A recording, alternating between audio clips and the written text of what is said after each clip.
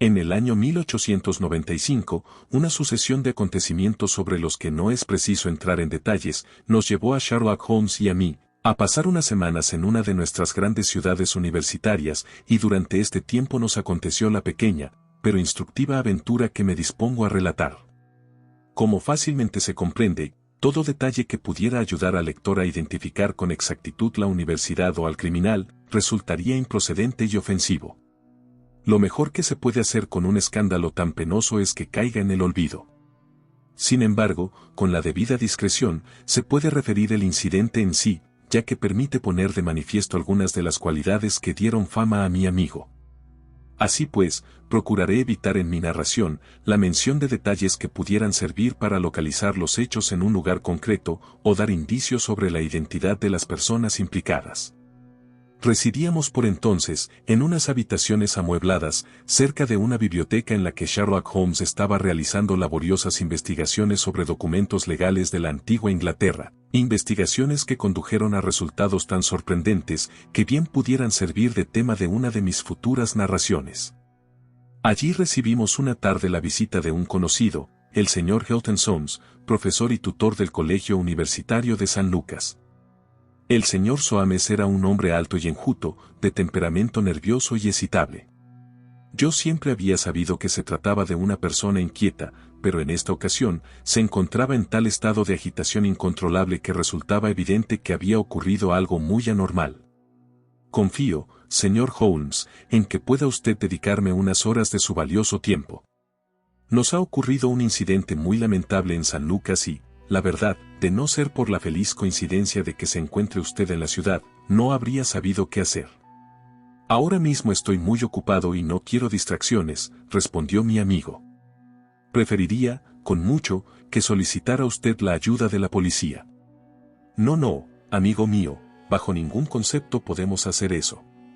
Una vez que se recurre a la ley, ya no es posible detener su marcha, y se trata de uno de esos casos en los que, por el prestigio del colegio, resulta esencial evitar el escándalo.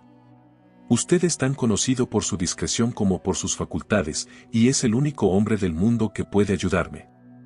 Le ruego, señor Holmes, que haga lo que pueda. El carácter de mi amigo no había mejorado al verse privado de sus acogedores aposentos de Baker Street. Sin sus cuadernos de notas, sus productos químicos y su confortable desorden, se sentía incómodo. Se encogió de hombros con un gesto de forzada aceptación, mientras nuestro visitante exponía su historia con frases precipitadas y toda clase de nerviosas gesticulaciones. Tengo que explicarle, señor Holmes, que mañana es el primer día de exámenes para la beca Fortescue. Yo soy uno de los examinadores. Mi asignatura es el griego, y la primera prueba consiste en traducir un largo fragmento de texto en griego que el candidato no ha visto antes. Este texto está impreso en el papel de examen y, como es natural, el candidato que pudiera prepararlo por anticipado contaría con una inmensa ventaja. Por esta razón, ponemos mucho cuidado en mantener en secreto el ejercicio. Hoy, a eso de las 3, llegaron de la imprenta las pruebas de este examen. El ejercicio consiste en traducir medio capítulo de Tucídides. Tuve que leerlo con atención, ya que el texto debe ser absolutamente correcto. A las 4:30 todavía no había terminado. Sin embargo, había prometido tomar el té en la habitación de un amigo, así que dejé las pruebas en mi despacho. Estuve ausente más de una hora. Como sabrá usted, señor Holmes, las habitaciones de nuestro colegio tienen puertas dobles, una forrada de bayeta verde por dentro y otra de roble macizo por fuera. Al acercarme a la puerta exterior de mi despacho, vi con asombro una llave en la cerradura. Por un instante pensé que había dejado olvidada allí mi propia llave, pero al palpar en mi bolsillo, comprobé que estaba en su sitio. Que yo sepa, la única copia que existía era la de mi criado, Bannister, un hombre que lleva 10 años encargándose de mi cuarto y cuya honradez está por encima de toda sospecha. En efecto, comprobé que se trataba de su llave, que había entrado en mi habitación para preguntarme si quería té y que al salir se había dejado olvidada la llave en la cerradura. Debió de llegar a mi cuarto muy poco después de salir yo de él. Su descuido con la llave no habría tenido la menor importancia en otra ocasión cualquiera, pero en este día concreto ha tenido unas consecuencias de lo más deplorables. En cuanto miré al escritorio, me di cuenta de que alguien había estado revolviendo mis papeles. Las pruebas venían en 3 largas tiras de papel. Yo las había dejado juntas, y ahora una estaba tirada en el suelo, otra en una mesita cerca de la ventana y la tercera seguía donde yo la había dejado. Holmes dio muestras de interés por primera vez. La primera página del texto, en el suelo, la segunda, en la ventana, y la tercera, donde usted la dejó, dijo. Exacto, señor Holmes. Me asombra usted. ¿Cómo es posible que sepa eso? Por favor, continúe con su interesantísima exposición. Por un momento pensé que Bannister se había tomado la imperdonable libertad de examinar mis papeles. Sin embargo, él lo negó de la manera más terminante y estoy convencido de que decía la verdad. La otra posibilidad es que alguien, al pasar, advirtiera la llave en la puerta y, sabiendo que yo no estaba, hubiera entrado para mirar los papeles. Está en juego una considerable suma de dinero, ya que la beca es muy elevada, y una persona sin escrúpulos podría muy bien correr un riesgo para obtener una ventaja sobre sus compañeros. A Bannister le afectó mucho el incidente. Estuvo a punto de desmayarse cuando comprobamos, sin ningún género de dudas, que alguien había estado enredando con los papeles. Le di un poco de brandy y lo dejé desplomado en un sillón, mientras yo inspeccionaba con más detenimiento la habitación. No tardé en descubrir que el intruso había dejado otras huellas de su presencia, además de los papeles revueltos. En la mesa de la ventana había varias virutas de un lápiz al que habían sacado punta. También encontré un trozo de mina rota. Evidentemente, el muy granuja había copiado el texto a toda prisa, se le había roto la mina del lápiz y se había visto obligado a sacarle punta de nuevo. ¡Excelente!, exclamó Holmes, que empezaba a recuperar su buen humor a medida que el caso iba captando su atención. Ha tenido usted mucha suerte. Eso no es todo. Tengo un escritorio nuevo, con una superficie perfecta, de cuero rojo. Estoy dispuesto a jurar, y Bannister también, que estaba impecable y sin ninguna mancha. Y ahora me encuentro que tiene un corte limpio de unas 3 pulgadas de largo, no un simple arañazo, sino un corte con todas las de la ley. Y no solo eso, también encontré en la mesa una bolita de masilla o arcilla negra, con motitas que parecen de serrín. Estoy convencido de que todos esos rastros los dejó el hombre que estuvo husmeando en los papeles. No encontramos huellas de pisadas ni ningún otro indicio sobre su identidad. Yo ya no sabía qué hacer, cuando de pronto me acordé de que usted estaba en la ciudad, y he venido de inmediato a poner el asunto en sus manos. Ayúdeme, señor Holmes. Dese usted cuenta de mi problema, o descubro quién ha sido o tendremos que aplazar el examen hasta que preparemos nuevos ejercicios, y como esto no se puede hacer sin dar explicaciones, nos veremos envueltos en un desagradable escándalo, que arrojará una mancha no solo sobre el colegio, sino sobre la universidad entera. Por encima de todo, es preciso solucionar este asunto callada y discretamente. Tendré mucho gusto en echarle un vistazo y ofrecerle los consejos que pueda, dijo Holmes, levantándose y poniéndose el abrigo. Este caso no carece por completo de interés. ¿Fue alguien a visitarle a su habitación después de que recibiera usted los exámenes? Sí, el joven Daulat Ras, un estudiante indio que vive en la misma escalera, vino a preguntarme algunos detalles acerca del examen. ¿Se presenta él al examen? Sí. ¿Y los papeles estaban encima de su mesa? Estoy casi seguro de que estaban enrollados. ¿Pero se notaba que eran pruebas de imprenta? Es posible. ¿No había nadie más en su habitación? No. ¿Sabía alguien que las pruebas estaban allí? Nadie más que el impresor. ¿Lo sabía ese tal Bannister? No, seguro que no. No lo sabía nadie. ¿Dónde está Bannister ahora? El pobre hombre está muy enfermo. Lo dejé tirado en un sillón, porque tenía mucha urgencia por venir a verle a usted. ¿Ha dejado la puerta abierta? Antes guardé las pruebas bajo llave. Entonces, señor Soames, la cosa se reduce a esto, a menos que el estudiante indio se diera cuenta de que aquel rollo eran las pruebas del examen, el hombre que estuvo husmeando las encontró por casualidad, sin saber que estaban allí. Eso me parece a mí. Holmes exhibió una sonrisa enigmática. Bien, dijo. Vayamos a ver. Este caso no es para usted, Watson, es mental, no físico. De acuerdo, si se empeña puede venir. Señor Soames, estamos a su disposición. El cuarto de estar de nuestro cliente tenía una ventana larga y baja con celosía que daba al patio del antiguo colegio con sus viejas paredes cubiertas de líquenes. Una puerta gótica daba acceso a una gastada escalera de piedra. La habitación del profesor se encontraba en la planta baja. Encima residían 3 estudiantes, uno en cada piso. Estaba casi anocheciendo cuando llegamos a la escena del misterio. Holmes se detuvo y observó con interés la ventana. Se acercó a ella, y poniéndose de puntillas y estirando el cuello, miró al interior de la habitación. Tiene que haber entrado por la puerta.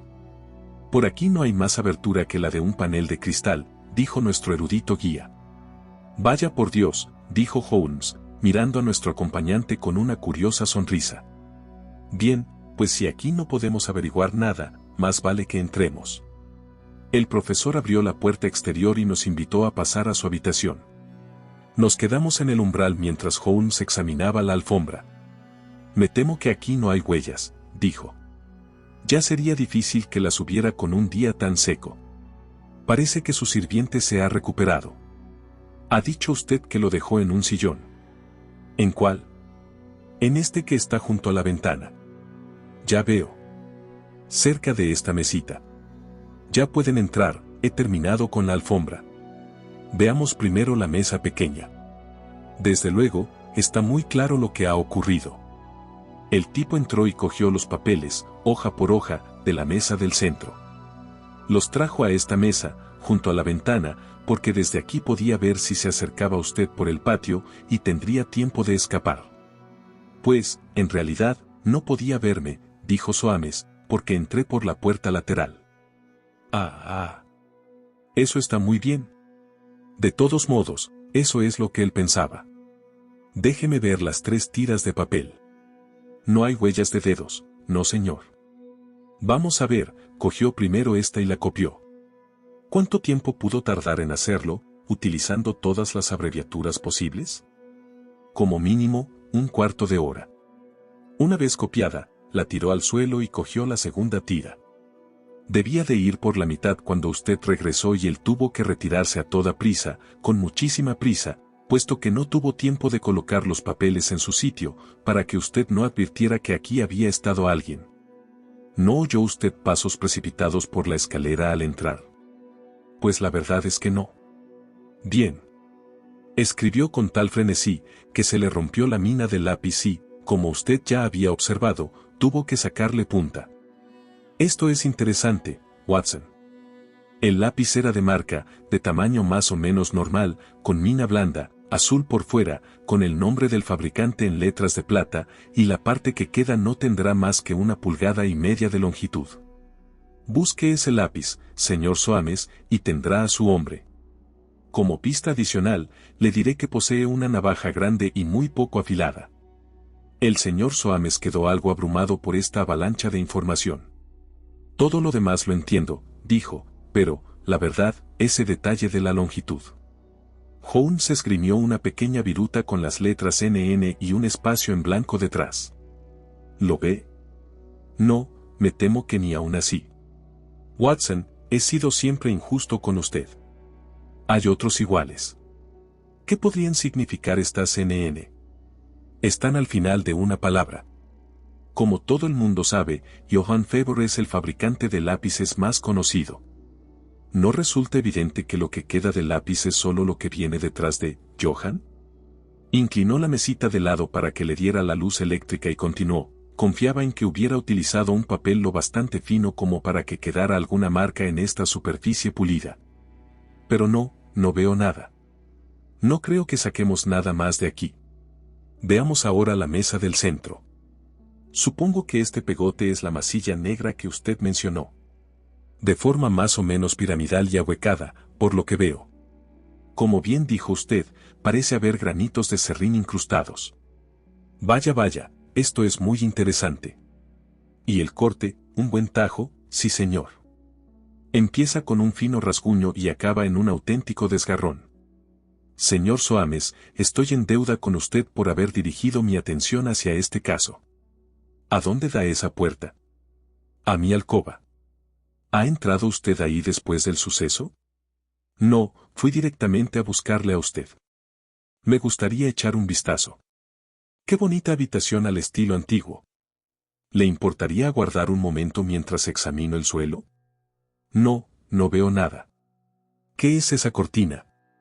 Ah, cuelga usted su ropa detrás. Si alguien se viera obligado a esconderse en esta habitación, tendría que hacerlo aquí, porque la cama es demasiado baja y el armario tiene muy poco fondo. Supongo que no habrá nadie aquí. Cuando Holmes descorrió la cortina pude advertir, por una cierta rigidez y actitud de alerta en su postura, que estaba en guardia contra cualquier emergencia. Pero lo cierto es que detrás de la cortina no se ocultaban más que 3 o 4 trajes, colgados de una hilera de perchas. Holmes se dio la vuelta y, de pronto, se agachó hacia el suelo. ¡Caramba! ¿Qué es esto? Se trataba de una pequeña pirámide, hecha con una especie de masilla negra, exactamente igual a la que había sobre la mesa del despacho. Holmes la sostuvo en la palma de la mano y la acercó a la luz eléctrica. Parece que su visitante ha dejado rastros en su alcoba, y no solo en su cuarto de estar, señor Soames. ¿Qué podía buscar aquí? Creo que está muy claro.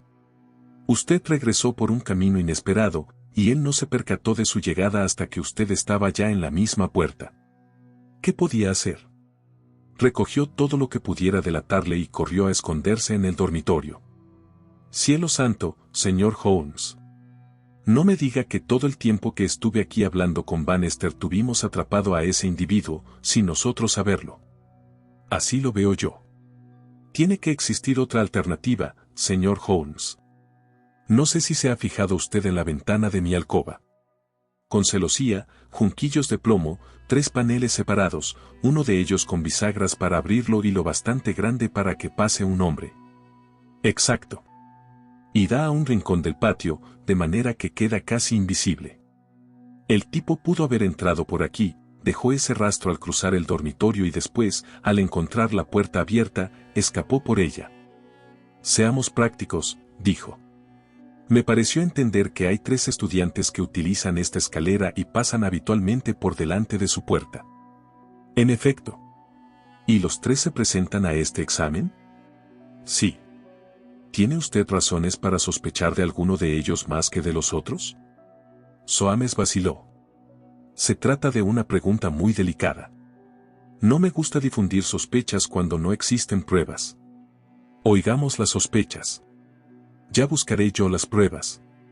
En tal caso, le explicaré en pocas palabras el carácter de los 3 hombres que residen en esas habitaciones. En la primera planta está Gilchrist, muy buen estudiante y atleta, juega en el equipo de rugby y en el de cricket del colegio, y representó a la universidad en vallas y salto de longitud. Un joven agradable y varonil.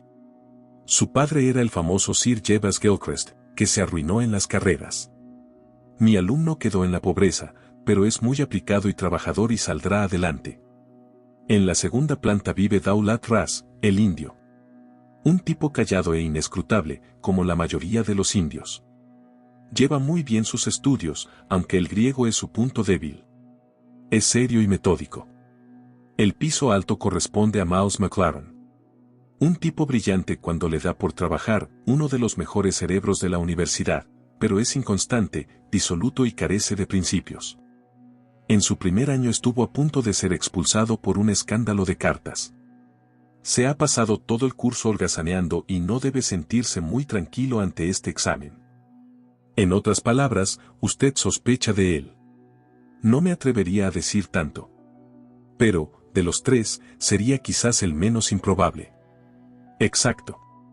Y ahora, señor Soames, veamos cómo es su sirviente, Bannister. Bannister resultó ser un hombrecillo de unos 50 años, pálido, bien afeitado y de cabellos grises.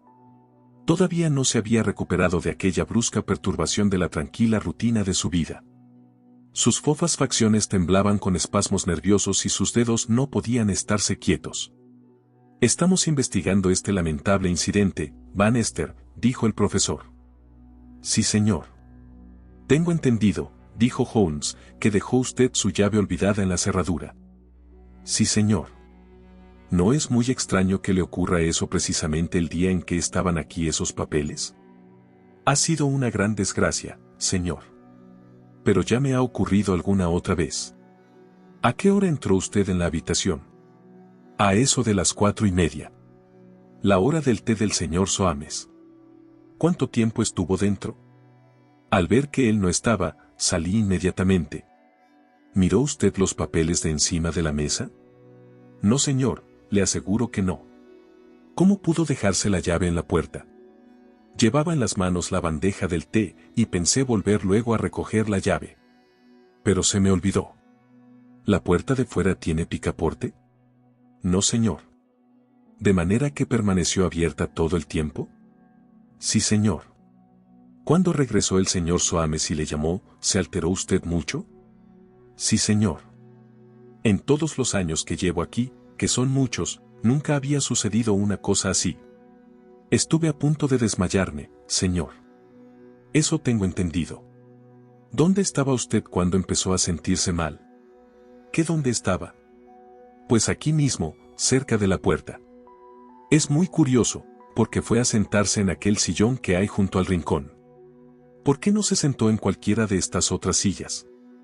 No lo sé, señor. Ni me fijé en dónde me sentaba. No creo que se fijara en nada, señor Holmes, dijo Soames. Tenía muy mal aspecto, completamente cadavérico. ¿Se quedó usted aquí cuando se marchó el profesor? Nada más que un minuto o cosa así. Luego cerré la puerta con llave y me fui a mi habitación. ¿De quién sospecha usted? Ay, señor, no sabría decirle. No creo que haya en esta universidad un caballero capaz de hacer algo así para obtener ventaja. No, señor, no lo creo. Gracias. Con eso basta, dijo Holmes. Así, una cosa más. ¿No le habrá usted dicho a ninguno de los 3 caballeros que usted atiende que algo va mal, verdad? No, señor, ni una palabra. ¿Ha visto a alguno de ellos? No, señor. Muy bien. Y ahora, señor Soames, si le parece bien, daremos un paseo por el patio. 3 cuadrados de luz amarilla brillaban sobre nosotros en medio de la creciente oscuridad. Sus 3 pájaros están todos en sus nidos, dijo Holmes, mirando hacia arriba. Vaya. ¿Qué es eso? Uno de ellos parece bastante inquieto. Se trataba del indio, cuya oscura silueta había aparecido de pronto a través de los visillos, dando rápidas zancadas de un lado a otro de la habitación. Me gustaría echarles un vistazo en sus habitaciones, dijo Holmes. ¿Sería posible? Sin ningún problema, respondió Soames. Este conjunto de habitaciones es el más antiguo del colegio, y no es raro que vengan visitantes a verlas. Acompáñenme y yo mismo les serviré de guía. Nada de nombres, por favor, dijo Holmes mientras llamábamos a la puerta de Gilchrist. La abrió un joven alto, delgado y de cabello pajizo, que nos dio la bienvenida al enterarse de nuestros propósitos. La habitación contenía algunos detalles verdaderamente curiosos de arquitectura doméstica medieval. Holmes quedó tan encantado que se empeñó en dibujarlo en su cuaderno de notas. Durante la operación, se le rompió la mina de lápiz, tuvo que pedir uno prestado a nuestro joven anfitrión y, por último, le pidió prestada una navaja para sacarle punta a su lápiz. El mismo curioso incidente le volvió a ocurrir en las habitaciones del indio, un individuo pequeño y callado, con nariz aguileña, que nos miraba de reojo y no disimuló su alegría cuando Holmes dio por terminados sus estudios arquitectónicos. En ninguno de los 2 casos me pareció que Holmes hubiera encontrado la pista que andaba buscando. En cuanto a nuestra tercera visita, quedó frustrada. La puerta exterior no se abrió a nuestras llamadas, y lo único positivo que nos llegó del otro lado fue un torrente de palabrotas. Me tiene sin cuidado quien sea. Pueden irse al infierno. Rugió una voz iracunda. Mañana es el examen y no puedo perder el tiempo con nadie. ¡Qué grosero!, dijo nuestro guía, rojo de indignación, mientras bajábamos por la escalera.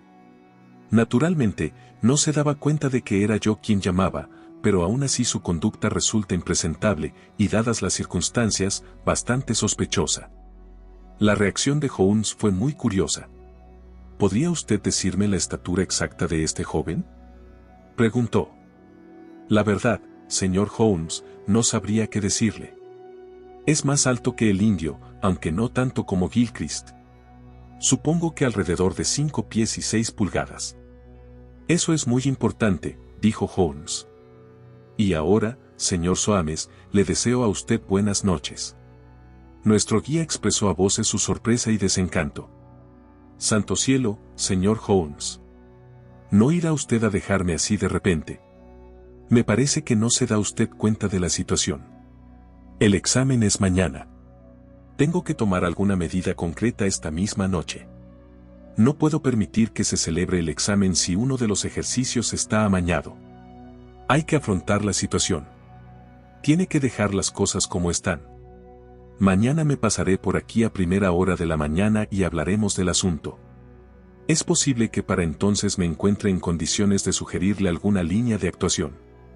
Mientras tanto, no cambie usted nada, absolutamente nada. Muy bien, señor Holmes. Y quédese tranquilo. No le quepa duda de que encontraremos la manera de solucionar sus dificultades. Me voy a llevar la masilla negra y también las virutas de lápiz. Adiós.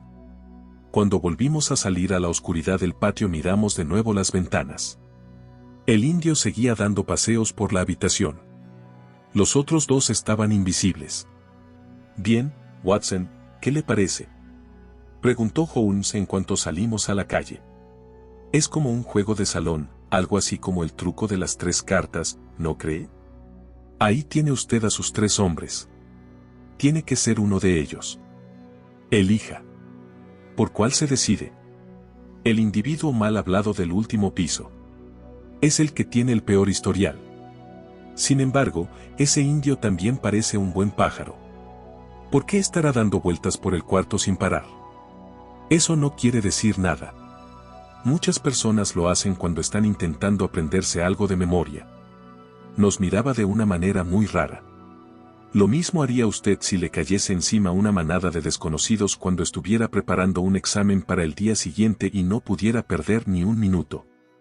No, eso no me dice nada. Además, los lápices y las cuchillas, todo estaba como es debido. El que sí me intriga es ese individuo. ¿Quién? Hombre, pues Bannister, el sirviente. ¿Qué pinta él en este asunto? A mí me dio la impresión de ser un hombre completamente honrado. A mí también, y eso es lo que me intriga. ¿Por qué iba un hombre completamente honrado a? Bueno, aquí tenemos una papelería importante. Comenzaremos aquí nuestras investigaciones. En la ciudad solo había 4 papelerías de cierta importancia, y en cada una de ellas Holmes exhibió sus virutas de lápiz y ofreció un alto precio por un lápiz igual. En todas le dijeron que podían encargarlo, pero que se trataba de un tamaño poco corriente y casi nunca tenían existencias. El fracaso no pareció deprimir a mi amigo, que se encogió de hombros con una resignación casi divertida. No hay nada que hacer, querido Watson. Esta pista, que era la mejor y la más concluyente, no ha conducido a nada. Aunque, la verdad, estoy casi seguro de que, aún sin ella, podremos elaborar una explicación suficiente. Por Júpiter. Querido amigo, son casi las 9, y nuestra patrona dijo algo acerca de guisantes a las 7:30. Estoy viendo, Watson, que con esa manía de fumar constantemente y esa irregularidad en las comidas, van a acabar por pedirle que se largue, y yo compartiré su caída en desgracia, aunque no antes de que haya resuelto el problema del profesor nervioso, el sirviente descuidado y los 3 intrépidos estudiantes. Holmes no volvió a hacer ningún comentario sobre el caso aquel día, aunque permaneció sentado y sumido en reflexiones durante mucho rato, después de nuestra retrasada cena. A las 8 de la mañana siguiente entró en mi habitación cuando yo estaba terminando de asearme. Bien, Watson, dijo. Es hora de ir a San Lucas. ¿Puede prescindir del desayuno? Desde luego. Soames estará hecho un manojo de nervios hasta que podamos decirle algo concreto. ¿Y tiene usted algo concreto que decirle? Creo que sí.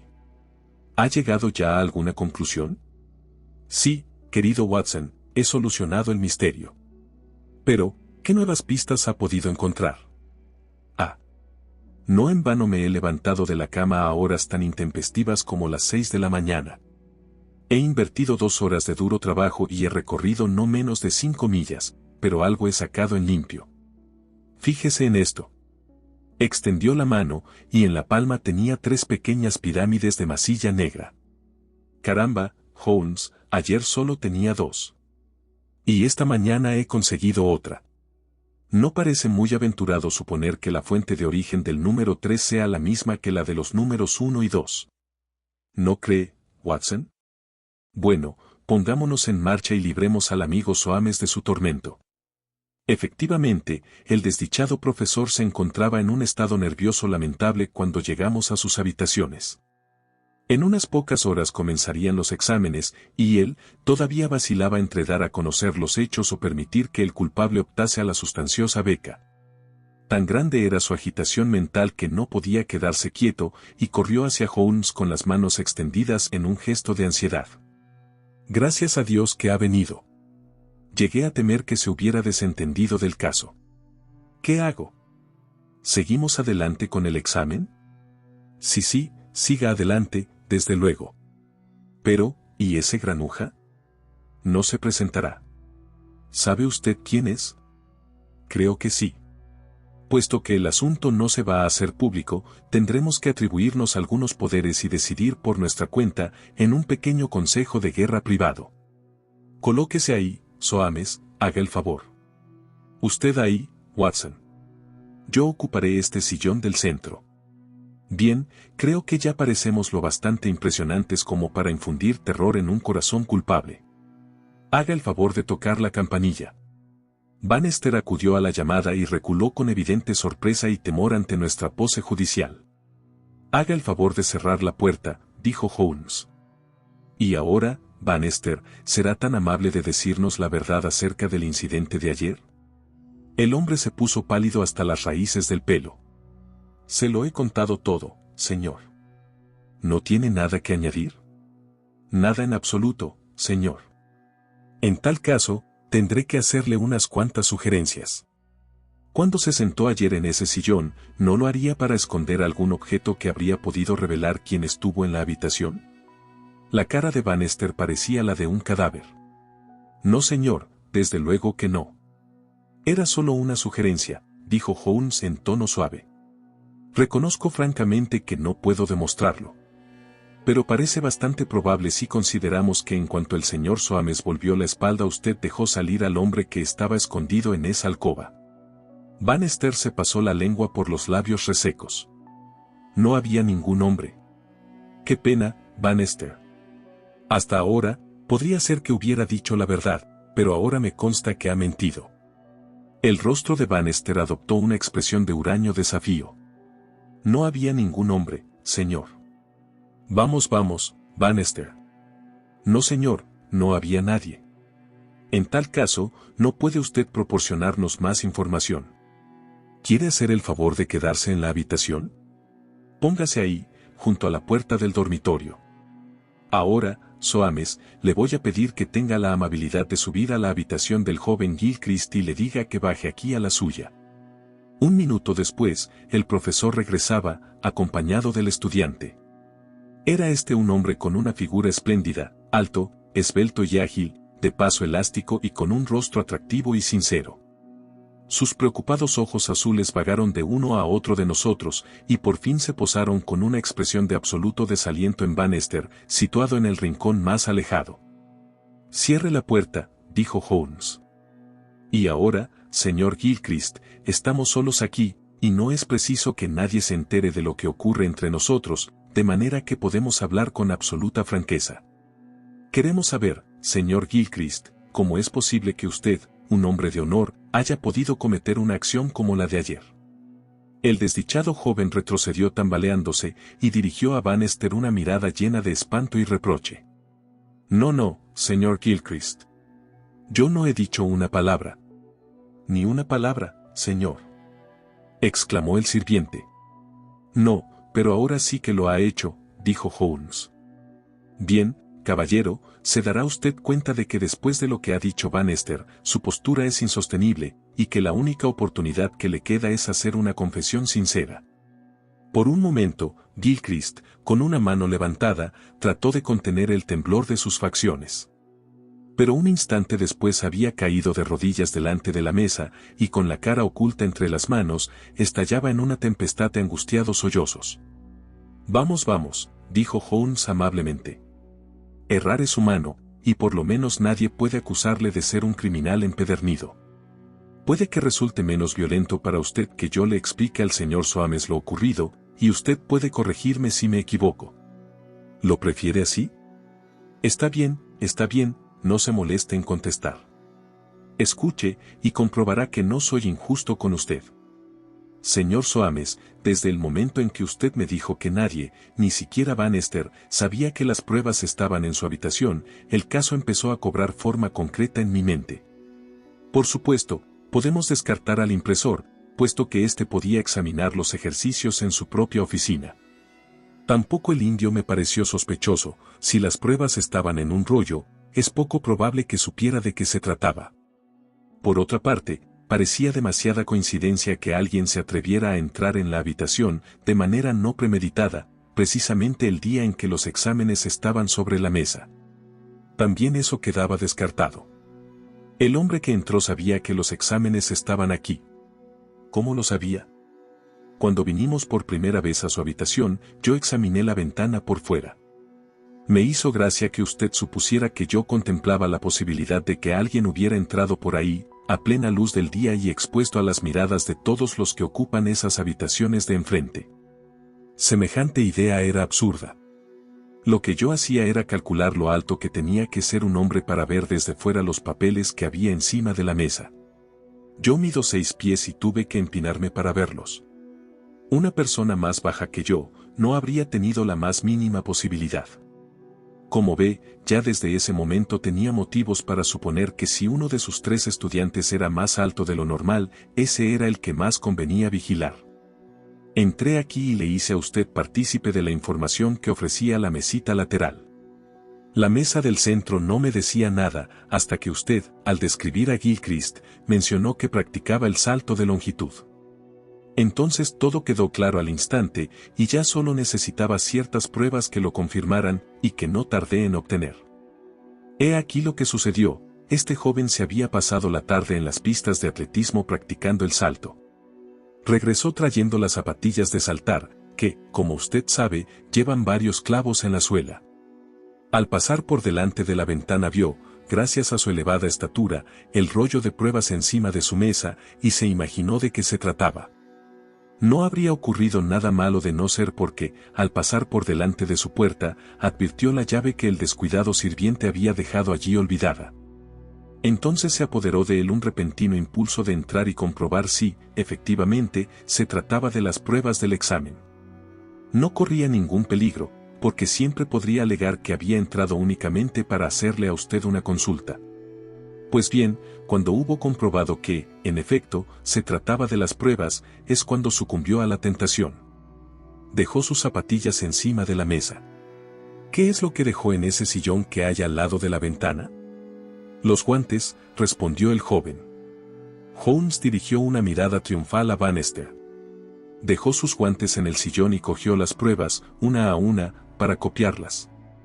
Suponía que el profesor regresaría por la puerta principal y que lo vería venir. Pero, como sabemos, vino por la puerta lateral. Cuando lo oyó, usted estaba ya en la puerta. No había escapatoria posible.